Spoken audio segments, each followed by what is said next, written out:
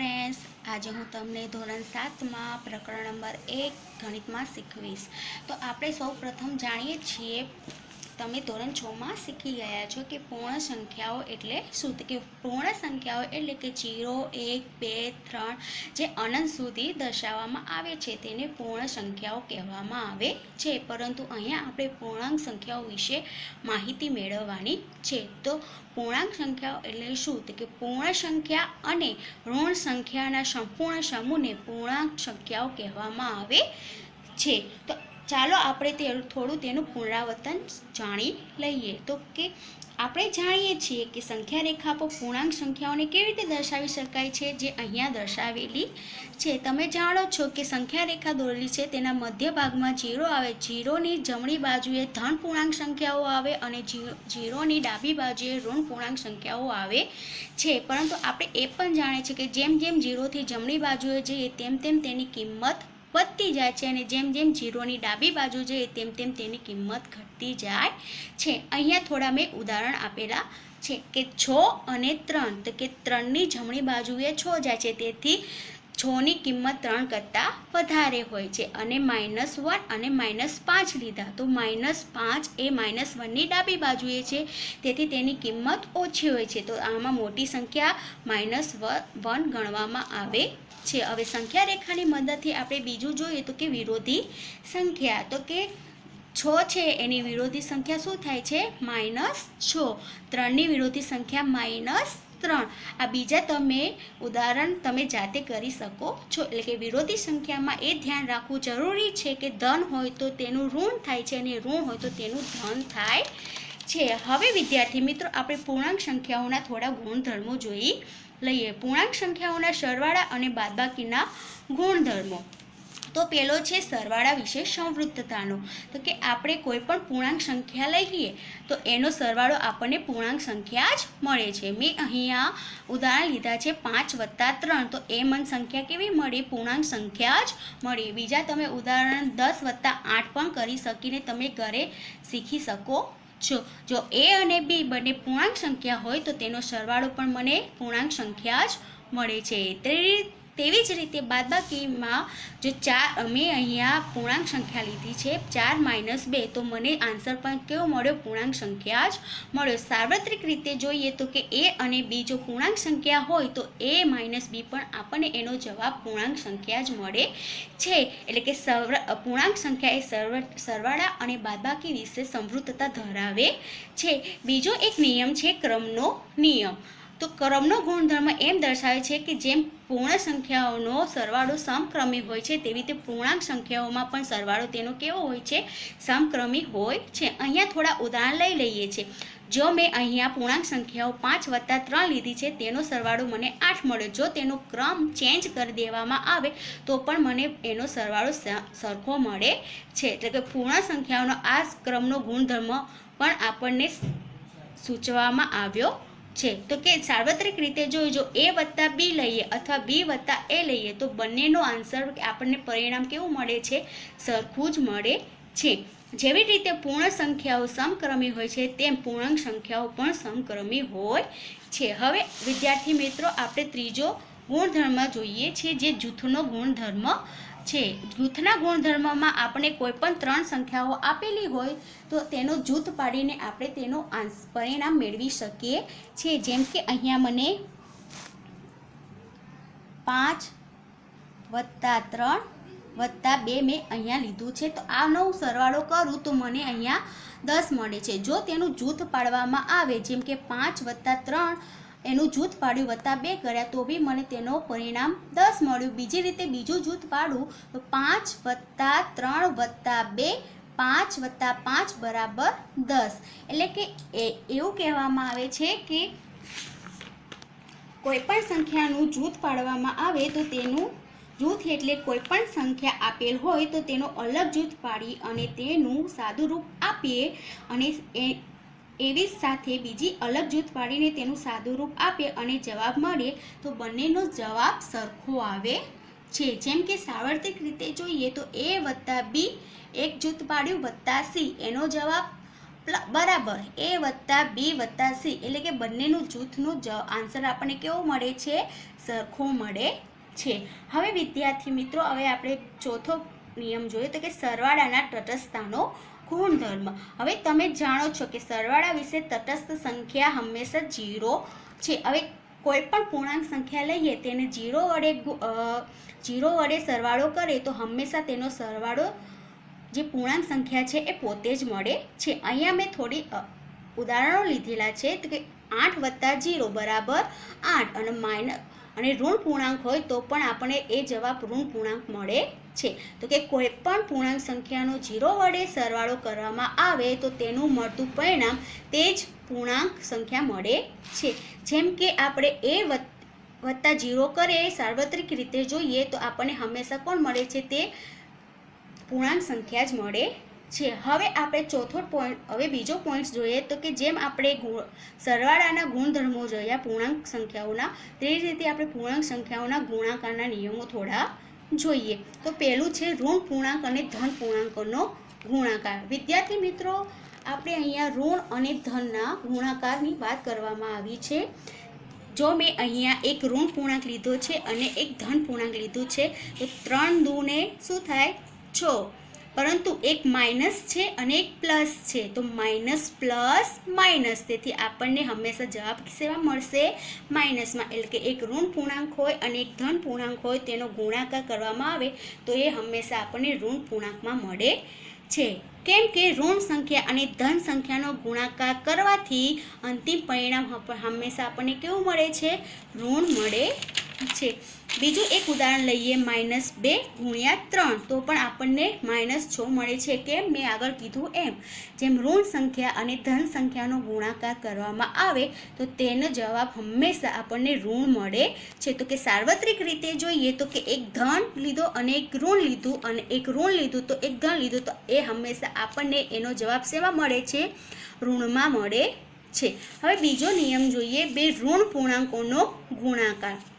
તો આપણે જાણીએ છીએ કે માઇનસ માઇનસ શું થાય છે? પ્લસ થાય છે. હવે બે ઋણ પૂર્ણાંકોનો ગુણાકાર કરવામાં આવે તો એ હંમેશા આપણને ધન પૂર્ણાંક જ મળે છે. જેમ કે -3 ગુણ્યા -4 તો એનો જવાબ મને શું મળ્યો? 12 મળ્યો. એટલે કે બે ઋણ પૂર્ણાંક, કોઈ પણ બે ઋણ પૂર્ણાંકોનો ગુણાકાર કરે તો મળતું પરિણામ હંમેશા ધન પૂર્ણાંક જ મળે છે. જેમ કે હું એક ઉદાહરણ બીજું અહીંયા લઉં છું, -4 ગુણ્યા -5.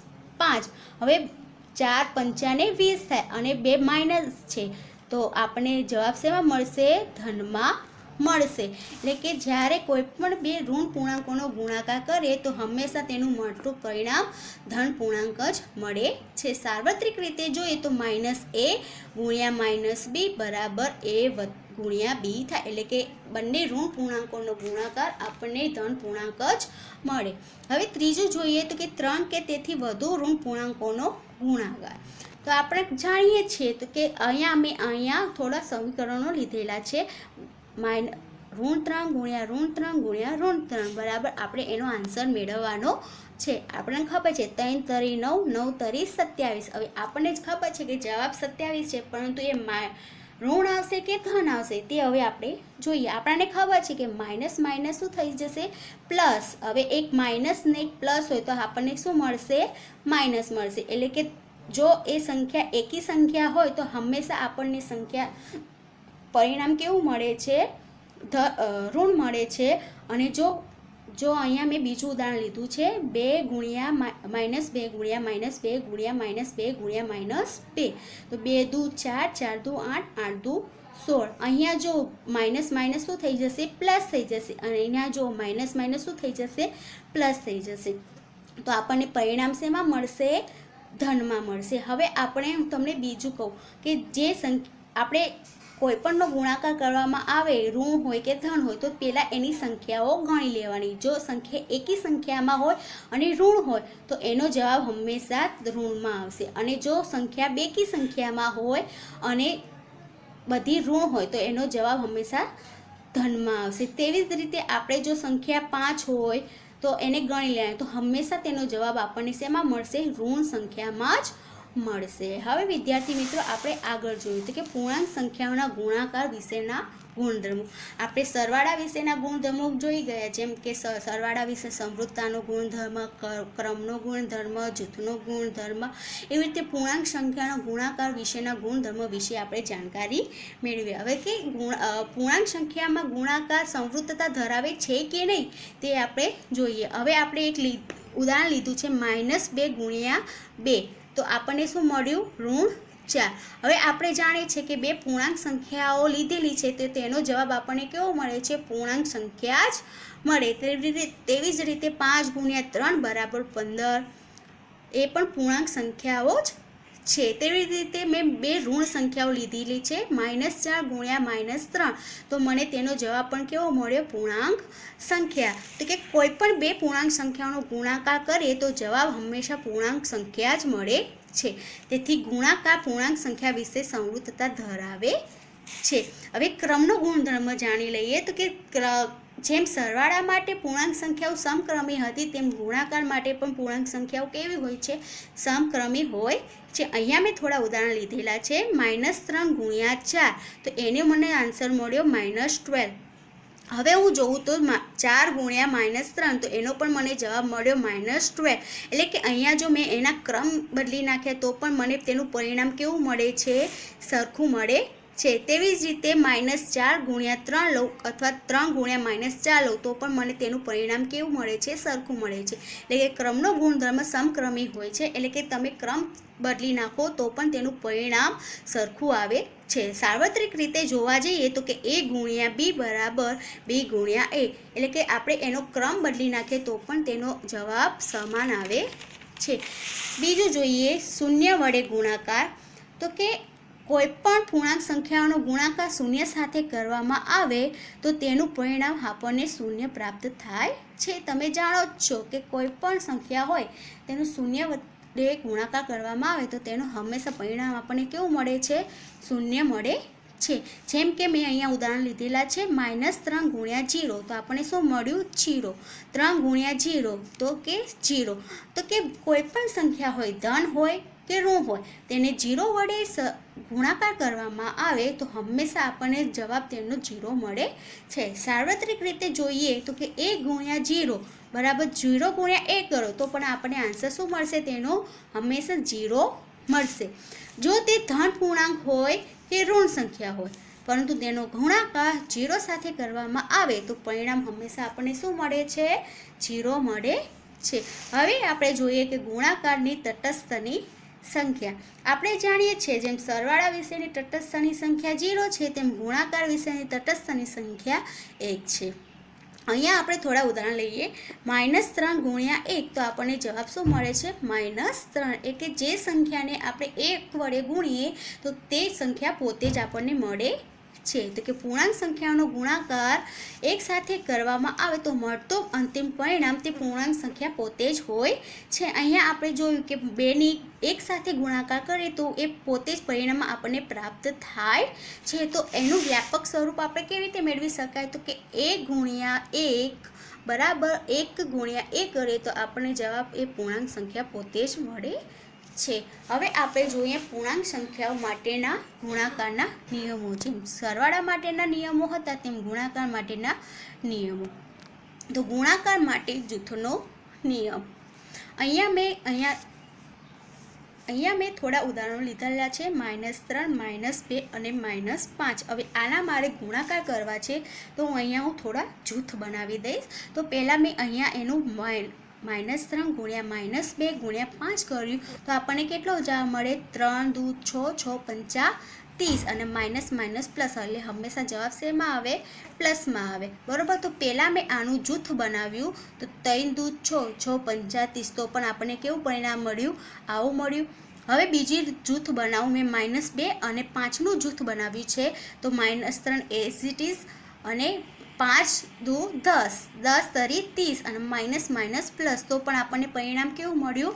ધન મળ્યું અને સરખું મળ્યું. ગુણાકારમાં કોઈ પણ જૂથ બનાવે તો તેના પરિણામમાં પણ કોઈ ફેરફાર થતો નથી. જેમ કે 1 ગુણ્યા b ગુણ્યા c બરાબર a ગુણ્યા b ગુણ્યા આપણને c મળશે. જૂથ આપણે ગમે તે લઈએ તો પણ તેનો જવાબ પરિણામ આપણે કેવું મળે છે? સરખું મળે છે. હવે આપણે જોઈએ વિભાજનનો નિયમ. વિભાજનનો નિયમ એટલે કે ગુણાકારનું સરવાળા ઉપર વિભાજન કરવું. એટલે કે ગુણાકાર પણ આપેલો હોય અને આપણને સરવાળો પણ આપેલો હોય તો આપણે તેનું કેવી રીતે વિભાજન કરી શકીએ તે આપણે આ ગુણધર્મોમાં જોઈશું. તો કે આપણે એક ઉદાહરણ લીધું છે 3 × 3 + 5. તો સૌ પ્રથમ એનું વિભાજન કરવા માટે હું 3 ને 3 સાથે ગુણાકાર કરીશ. તો મેં અહીંયા શું લખ્યું 3 × 3, વચ્ચે નિશાની વત્તાની આવશે. હવે બીજો આપણે 3 × 5 એટલે કે બીજા પદ સાથે તેનો ગુણાકાર કરવો પડે. તો આપણને શું મળશે 3 × 3 9, 3 × 5 15, એટલે કે બંનેનો ગુણાકાર આપણને કેવો મળશે 24 મળશે. તેવી જ રીતે બીજી રીતે જોઈએ તો બીજું ઉદાહરણ છે -4 × 3 + 2. તો -4 ને હું પ્રથમ પદ સાથે પણ ગુણીશ અને -4 ને હું બીજા પદ સાથે પણ ગુણીશ. તો -4 × 3 + -4 × 2. તો -4 × 3 એટલે -12 અને -4 × 2. આ દાખલો તમે જાતે કરજો. બીજું જોઈએ તો કે એને સાર્વત્રિક રીતે જોઈએ તો કે a × b + c, એટલે કે ગુણાકારનું સરવાળા પર વિભાજન કેવી રીતે કરી શકાય છે. તો કે આ જે પદ છે એનું પ્રથમ પદ સાથે પણ ગુણાકાર કરવાનો, વચ્ચે વત્તાકારની નિશાની અને બીજા પદ સાથે પણ ગુણાકાર કરીને એને મેળવી શકાય છે. હવે જોઈએ પૂર્ણાંક સંખ્યાના ભાગાકારના ગુણધર્મો.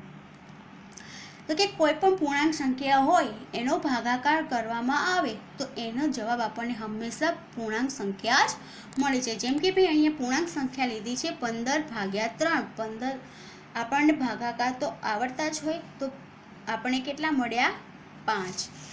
બીજો નિયમ કે કોઈ પણ પૂર્ણ સંખ્યા હોય તો તેને શૂન્ય વડે ભાગી શકાતું નથી, કારણ કે તે પદ વ્યાખ્યાયિત થતું નથી. એટલે કે કોઈ પણ સંખ્યાને 0 વડે ભાગી શકાય નહીં. તો કે 5/0 તો આપણને તેનો જવાબ મળતો નથી. આ રીતે પૂર્ણાંક સંખ્યાને પણ શૂન્ય વડે ભાગી શકાય નહીં.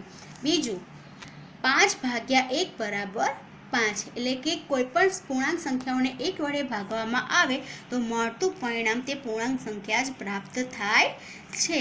જેમ કે ધન પૂર્ણાંકમાં મેં અહીંયા લીધું 5/1 તો આપણને જવાબ કેવો મળ્યો 5.